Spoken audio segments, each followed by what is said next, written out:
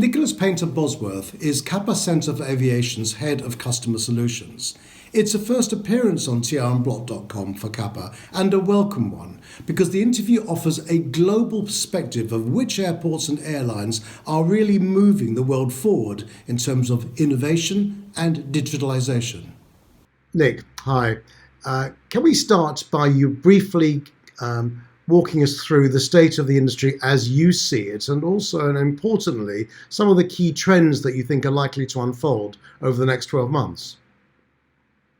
Yeah, absolutely. I mean, the pandemic has obviously given the aviation industry a beating, and it's starting to recover now, and we're starting to see some green shoots, but it's going to take a long, long time. Areas that stick out are the Chinese international market is still at record lows. However, the domestic Chinese market is at record highs. Equally, the US market, despite them obviously suffering badly from the pandemic, have actually recovered pretty well. But it's starting to stagnate a little bit due to business travel not recovering as quickly as what we hoped. And then you've obviously got the European market and African markets, which are stabilizing somewhat. So it's a mixed bag, and I think the future is bright in some areas, especially for the United States and potentially Chinese domestic. But I think the most sustained recovery at the moment is most definitely Europe. It's built quite conservatively, and I think going forward it's built quite strongly on a base of high vaccination rates and conservative recovery. And what about the key trends for the next 12 months? Yeah, so I think, as I said, I think Europe will see a strong recovery into next year. It's still increasing in terms of capacity. So I think the trend for Europe will be low cost recovery predominantly, and VFR from the main markets such as UK, France, Germany. So visiting friends and relatives around the world. For the USA, again, I think it's going to be more leisure driven. So not so much business driven, but definitely leisure driven on a domestic scale. And come November of this year, when the borders open up to the US for vaccinated travellers, it will obviously recover a lot quicker. So I think the trends around the world will see increase in capacity slowly but surely. But I think the main area of concern is probably the Asia Pacific, which has been very, very conservative with its recovery so far, and is also still suffering with the pandemic, probably a little bit more than other regions which were previously suffering. As you know, the focus of this program series is about digitalization and innovation. Just how important do you think it is for airlines and airports? It's absolutely paramount for the survival of the industry, I think. The aviation industry has been always at the forefront of development in many key areas of mechanical engineering, and now it's on a digital wave. However, unfortunately, the pandemic did a blow to the speed in which that was being rolled out. And in the first few months of COVID, it was sort of perceived that the digitalization of aviation would cease, or the development would be anyway. However, what we have seen in recent months is actually a revival of that, where airports and airlines are both starting to reinvest in digitalization within the industry, simply because it's passenger-led. There's many factors that the industry has to develop by, usually passenger-led, but there never has been such an acute need from the passenger for things to change. And I think the industry becoming more digital is definitely the thing that's going to make it survive in future. So who is then leading the pack? I mean, what are they doing, and what can the industry learn and adopt that is actually doable now? Yeah, so I mean, the airlines are obviously on the wave of being digital because it's very easy for them to implement it. We've seen digitalization coming into the actual body of the aircraft, so from the nose to the tail, and that's predominantly to do with operations. So pilots are there with their iPads and their tablets now instead of these huge logbooks that they used to be using. This is improving efficiencies no end. But I think now what the requirement is for the passenger-led digitalization. So this is talking about things that passengers are going to be using on a day-to-day basis, meaning that actually the whole passenger experience, in turn, helping operations will be improved. So looking at the front runners, we've got the mainline carriers that everyone expects. Qatar, the Emirates, the Qantas, the British Airways. Predominantly within the Asia Pacific, they're doing well. Cathay Pacific, including Japan Airlines. But in the US, they're a little bit slower to pick this back up. low-cost carriers, especially within Europe, are doing very, very well with this, with the sort of digital wave. That's predominantly because for them, it's ancillary revenue that they're looking for. So to give an app to a passenger on board, it means that they can actually start generating some revenue through small ticket items, extra baggage, onboard food, etc., booking their seats. But for the mainline carriers, Cathay Pacific, Qatar, Qantas, we're talking the big scale items. Singapore Airlines, of course. And Singapore Airlines, of course. Yeah, of course. We're talking IFE, we're talking Wi-Fi, we're talking, the big ticket items that these airlines can produce some proper revenue with, but also improve customer satisfaction, which for them is a little bit more important than maybe some of the low-cost carriers that simply need to get passengers from A to B. Where then does Capa see the biggest dynamic coming from within digitalization over the next 12 months? Yeah, so the next 12 months are going to be super interesting for the industry. Obviously, the number one key area that the industry needs to work on is getting the planes back in the sky. It's going back to the absolute basics of what our industry is all about. And unfortunately, the digital wave won't wait for the aviation industry. We need to jump on it as it's happening. The pandemic might have ceased aviation operations for a bit, but digitalization has improved no end because of COVID. People are back at home, people are working from home, other industries are improving to make things more contactless. And the aviation industry, unfortunately, in the first few months, as I say, withdrew spend in digitalization. It was just a knee-jerk reaction to the fact, complete lack of finances. I mean, just everything dried up. Absolutely. But thankfully, we're seeing that investment coming back. And that's so important because the industry needs to be at the forefront of this sort of digital wave. As I said, it won't wait for the aviation industry. So we need to be there. We need to be improving. But unfortunately, I think what we will see as a trend in digitalization in the next sort of 12 months is instead of in-house innovative, development of these products, it will be more off-the-shelf products. So it'll be things that are already existing, which unfortunately aren't as innovative as sort of, the larger airlines investing in actually producing new products and new developments in-house. How important then do you see onboard content in terms of what the airlines are seeking to deliver in terms of their overall passenger experience?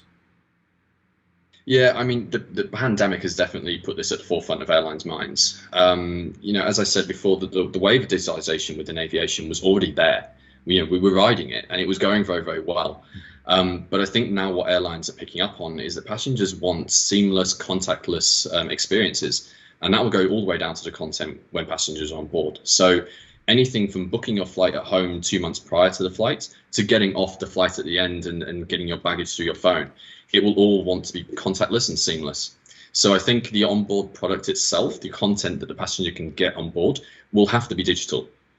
Looking back at the archaic ways of everything being delivered by the cabin crew, or everything being sort of done by somebody at some point, whether your bag put on the carousel or you getting food off somebody because you ordered it, it will all be done by apps, by the content driven digitalization in the hand of passengers, which every passenger has a smartphone. That's the way the world is these days. So for airlines not to pick up on that, it'd be silly. So I think looking at the trend over the next 12 months, it will be difficult for airlines to sort of execute that because, as I said, the money's tight at the moment in the industry. But I also think that passengers' minds are moving towards, yes, I want to get back on a plane. Yes, I want to start exploring the world again. But no, I don't want to do what we were doing before, where I had to speak to 6 or 7 different people just to simply get my bag on a carousel, to get my food on a plane, and to watch Wi-Fi, Yeah, I think that is abundantly clear now. So where can you identify the data, this rich seam of data being shared now that has actually built better business, actually built incremental income for the players? Yeah, no, absolutely. I mean, you have to break the industry into 2 different segments, the full service and then the low-cost carriers. So for the low-cost carriers, that data-driven content, as it were, let's say it's onboard service, is completely ancillary revenue driven. So it's stuff like passengers ordering food or passengers selecting a seat. That's not so data heavy. because it doesn't require the airline to know who that person is. Very few low-cost carriers have frequent flyer programs, so they don't really care as such who that passenger is and why they're booking that seat. But then we look at the full services, the Singapore Airlines, the Qantas, the British Airways. They do want to know who those people are and what that data is. So, if I'm a passenger on Qantas and I want to book that particular seat for every flight that I go on, and I want to have that particular food, or, what's that particular program on IFE, I think the development in future and what's coming is that the whole digital landscape will be knowledge. It will be the airlines and the airports knowing exactly who I am, exactly what I do. Okay, so much for airlines. What about airports? Yeah, there's a lot of room for improvement with airports. And I think airports, unfortunately, suffer from not being able to market their digitalization as much as what airlines do. It's very sexy when airlines can say, this is what we're doing, this is how we're helping passenger. But when you think about the airport being the railway lines and the station and the airline being the train, you rarely interact with the station and the railway lines. You interact with the actual train company and what you're doing on the train. It's exactly the same in aviation. When you think about a passenger going through an airport, it's rare that the passenger actually interacts with the infrastructure of the airport. They're predominantly on their phone checking their flight stats or checking their baggage, or, it's things to do with the airline. So the airport, unfortunately, is at that position where they might want to digitalize, but it's going to be predominantly within the operational side and not the passenger experience side. That's not to say that it won't happen, but I think when you look at the aviation industry with regards to the actual hard infrastructure, that's predominantly going to be the operational digitalization. So that's sort of helping the ATC and helping ground movements, etc.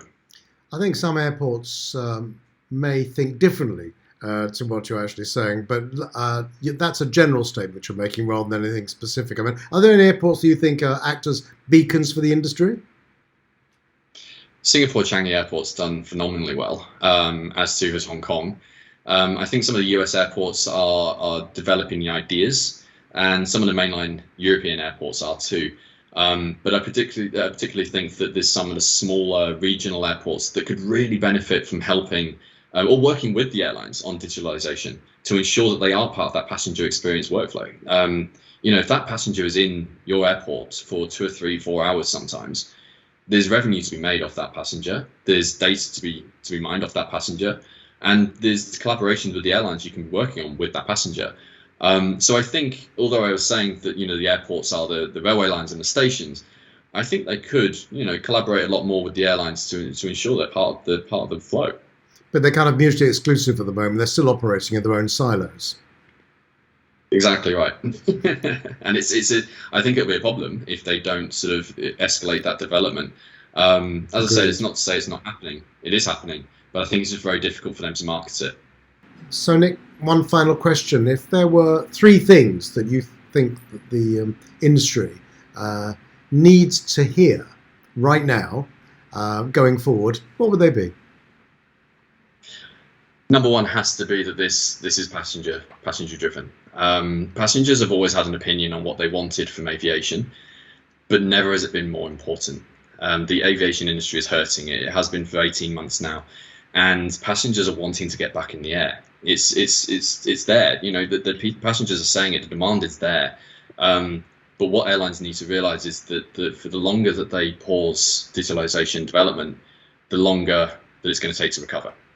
Because if you have a passenger there who wants to get back on a plane but doesn't want to, speak to people, doesn't want to be doing everything with a person, that person just won't book.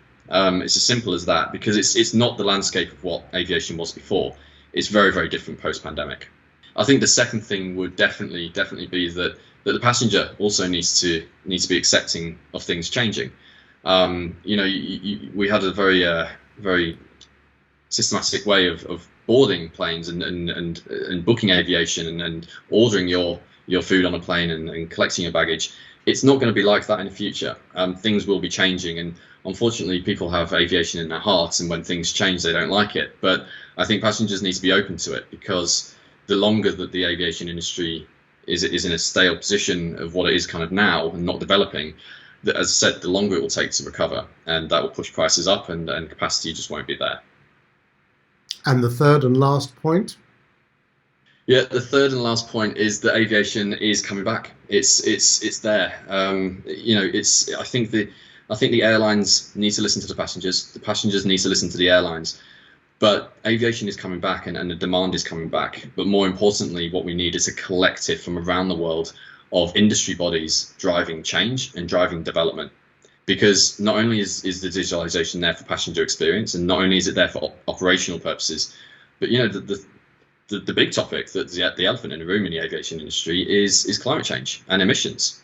And we need to use the digital wave to help us develop in the industry to make sure that we're not the huge carbon emission driving tool that we were. A suitable point on which to end the interview. Nick, thank you so much for your time. No problem. Thank you.